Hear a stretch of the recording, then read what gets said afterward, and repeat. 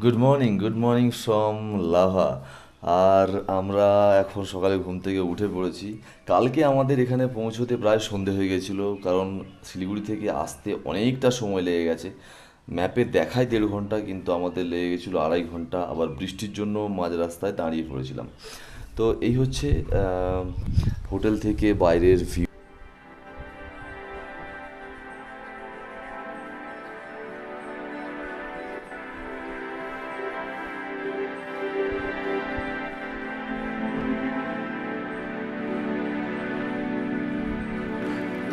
It's now or never. We rise before the sun. The moment they realize it, we've begun. They put us in the fish dance and fed us with their lies. একটা খুব সুন্দর view পাওয়া যায়। ওই যে ঢালটা উঠে গেছে, একদম ওই ঢালের শেষে একটা খুব সুন্দর ভিউ আছে, মানে অনেক বড় জায়গা জুড়ে একটা ভিউ। তো সেটা একটু পরে নিয়ে গিয়ে তোমাদের দেখাবো। আরেকটা কথা বলে রাখি, যারা এই সময় বর্ষার সময় যারা লাভার দিকে আসতে চাইছো নর্থ বেঙ্গলে এসে, তো এবং এখানে এসে ঠান্ডা খোঁজার জন্য, মানে ঠান্ডার জন্য এখানে আসতে চাইছো, তো এখানে খুব একটা ঠান্ডা নেই। ঠান্ডা আছে, কিন্তু খুব একটা বেশি ঠান্ডা নেই। কার্শিয়াং দার্জিলিংয়ের মতো ঠান্ডা নেই, কারণ আমরা এই সময় গত বছর কার্শিয়াং দার্জিলিং লেপচা জগৎ ওইদিকে গেছিলাম।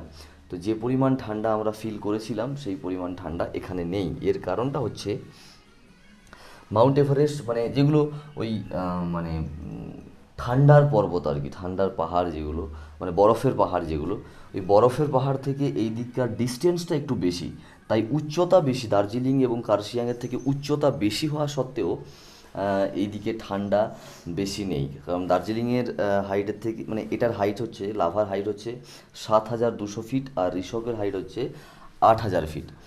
তো এতটা উচ্চতা হওয়ার পরেও এখানে ঠান্ডা খুব একটা বেশি নেই। তার কারণ হচ্ছে বরফের পাহাড়গুলো থেকে এখানকার ডিস্টেন্সটা অনেকটা বেশি, তাই উচ্চতা বেশি হওয়ার পরেও ঠান্ডা খুব একটা বেশি নেই। আমরা এইটা ভেবে এসেছিলাম, কিন্তু আইডিয়া ভাবনা ফ্লপ হয়ে গেল। তো যাই হোক, কোনো ব্যাপার না। এবং ভিউ, এখানকার অফবিট লোকেশন অপূর্ব সুন্দর দেখতে, সেটা অবশ্যই তোমাদের সমস্ত কিছু শেয়ার করবো। আমরা বেশ কিছুদিন নর্থ বেঙ্গলে আছি এবং এখানে সমস্ত জায়গা, আশেপাশে সব কিছু তোমাদের দেখাবো। তো stay tuned with us and keep watching.